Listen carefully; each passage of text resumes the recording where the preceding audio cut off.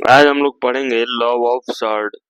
Law of surd का पहला rule है nth root under a to the power n। तो इसका वैल्यू सीधा आ जाता है a। और इसको अगर हम लोग फ्रैक्शन में लिखना चाहें तो फ्रैक्शन में इसको लिख सकते हैं हम लोग।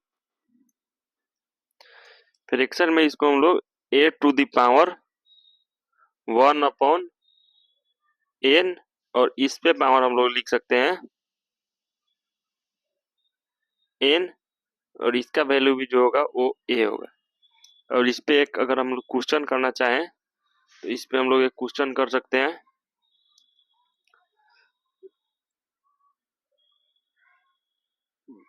5 root under 5th root under 3 to the power 5। तो इसको हम लोग लिख सकते हैं 3 root to the power 1 upon 5 into 5। इसका जो वैल्यू होगा सीधा 3 होगा। यानी कि फिर अब अगला लॉ देखते हैं। अगला लॉ क्या हो जाएगा? अगला लॉ हो जाएगा nth root under a into nth root under b is equal to nth root under a और इंटू में b। तो इसको हम लोग लिख सकते हैं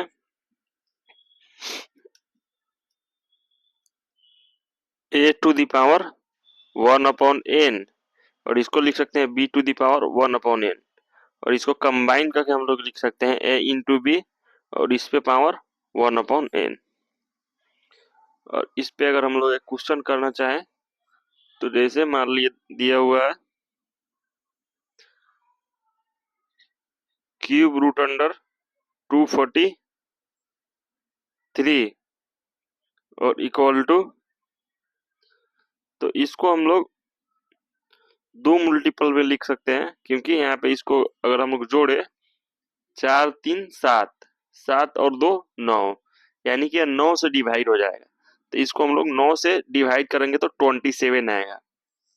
यानी 243 डिवाइड बाई 9। तो इसका जो वैल्यू होगा वह 27 होगा। यानी कि इसको हम लोग 27 इंटू 9 लिख सकते हैं। और इसको अब हम लोग अलग अलग सेपरेट कर सकते हैं। यानी यहाँ पे जैसे है इसको अलग अलग सेपरेट कर सकते हैं। 3 cube root 27 into cube root 9। Cube root 27 हो जाएगा 3 और यहाँ पे 3 रूट 9 यानी इसका आंसर हो जाएगा 3 क्यूब रूट 9। उसी तरह अब अगला लो देखते हैं। अगला लो क्या हो जाएगा? n root under a upon n root under b equal to nth root under a upon b।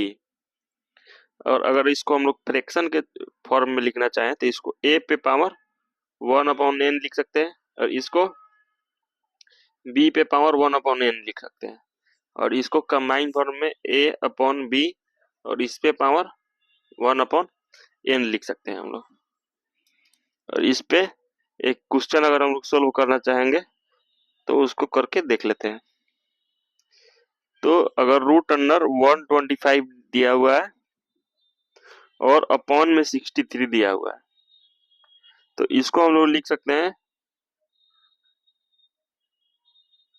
Root under 125 upon root under 63। अब इसको लिख सकते हैं 25 इंटू 5 और इसको लिख सकते हैं 9 इंटू 7 और इसको लिख सकते हैं 25 इंटू 5 और इसको लिख सकते हैं root under 9 into root under 7।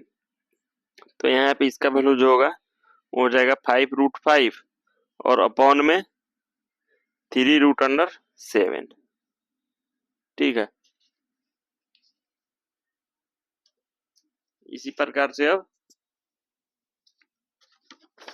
अगला लो देख लेते हैं।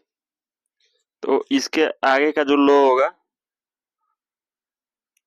वो होगा 4 नंबर। 4 नंबर लो क्या कहता है, M root under N root under A. तो इसको लिख सकते हैं एम एन और रूट के अंदर ए, और इसको हम लोग अब यहाँ पे एनथ रूट अंडर ए है और इसके ऊपर एमथ रूट है, और तो इसको हम लोग दोनों को मल्टीप्लाई करके लिख दिया है। अब यहाँ से एन को हम लोग बाहर कर लेते हैं, एनथ रूट अंडर एम और इसके अंदर आ जाएगा ए। और अगर इसको हम लोग फ्रैक्शन वाले सॉर्ट में लिखे तो यहाँ पे लिख सकते हैं ए पे पावर 1/n। ये इस nth रूट है इसलिए 1/n, और फिर ये mth रूट है तो इसको 1/m लिख सकते हैं। और यहाँ पे पावर और इसके ऊपर पावर है, यानी इसको हम लोग मल्टीप्लाई कर सकते हैं 1mn। अब इसमें क्या होगा कि n को जो है बाहर कर देते हैं, m को अंदर ले लेते हैं, यानी 1/a सॉरी a पे पावर 1/m और इस पे पावर जो हो जाएगा 1/n हो जाएगा।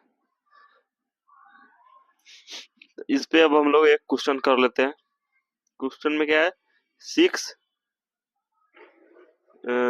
रूट के अंदर 64। तो इसको हम लोग 2 इंटू 3 और रूट के अंदर हम लोग लिख सकते हैं 64।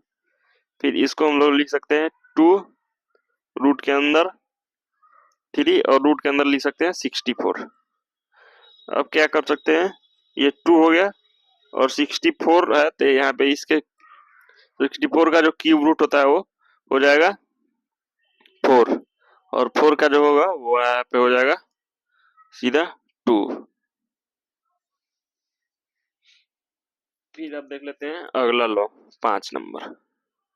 5 नंबर लॉ क्या बोलता है कि n है रूट के अंदर a है और इस पे पावर अगर m है तो इसको हम लोग लिख सकते हैं n रूट के अंदर a और इस पे पावर m लिख सकते हैं।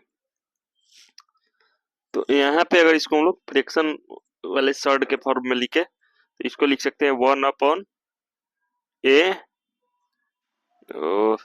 सॉरी a और इसका nth रूट है यानी 1/n, और इस पे हो सकता है क्या m, और इसको हम लोग ये पावर है इसके ऊपर पावर है यानी कि ये आपस में मल्टीप्लाई हो जाएगा, तो ये a पे पावर m/n हो जाएगा। और अगर हम लोग इसको अंदर भी खींचना चाहते हैं तो इसको अंदर ले सकते हैं और इसको बाहर कर सकते हैं, यानी कि a to the power m और इस पे पावर 1/n ऐसे भी कर सकते हैं। अब आगे देखते हैं, इस पे एक क्वेश्चन कर लेते हैं। इस पे क्वेश्चन करने के लिए हम लोग इसको क्या लिख सकते हैं,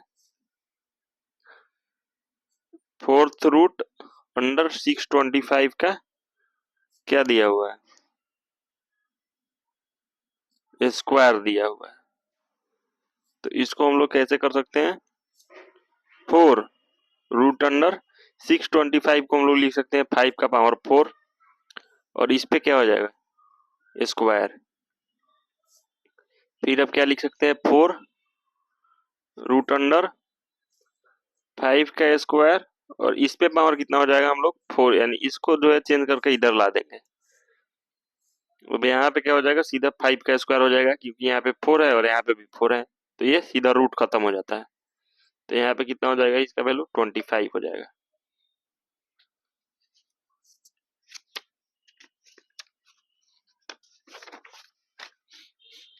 अब आगे का लॉ देखते हैं। आगे का ये लास्ट लॉ है, ये सबसे लास्ट लॉ है, यानी यहाँ पे m है रूट के अंदर a है और p है। तो अगर हम इस ये जो mth है mth पावर है इसमें अगर हम लोग n से मल्टीप्लाई करते हैं और ये नंबर पे पावर जो p है इसमें भी अगर हम लोग n से मल्टीप्लाई कर देते हैं तब भी जो है ये सर्ड सेम रहेगा, इस सर्ड पे कोई भी डिफरेंस नहीं आएगा।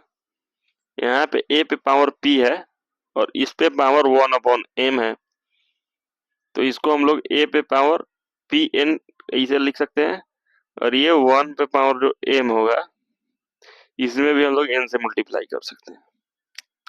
तो इस पे एक हम लोग क्वेश्चन कर लेते हैं एग्जाम्पल।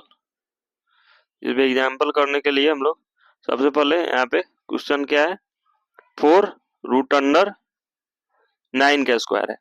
तो हम लोग क्या करते हैं कि दोनों तरफ 3 से मल्टीप्लाई कर देते हैं, यानी यहाँ पे भी 3 से, यहाँ पे भी 3 से, ताकि जो है इसके जो सर्ड है उसको इक्वल कर सके।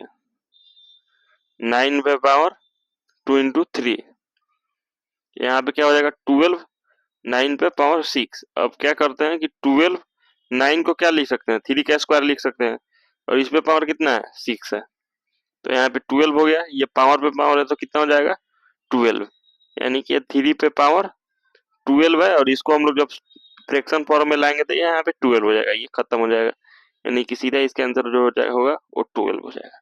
तो यही जो लॉ है शॉर्ट का, इसको सारे लॉ याद रहेगा, तो किसी भी प्रकार का शॉर्ट है उसको सोल्व करने में कोई परेशानी नहीं होगा।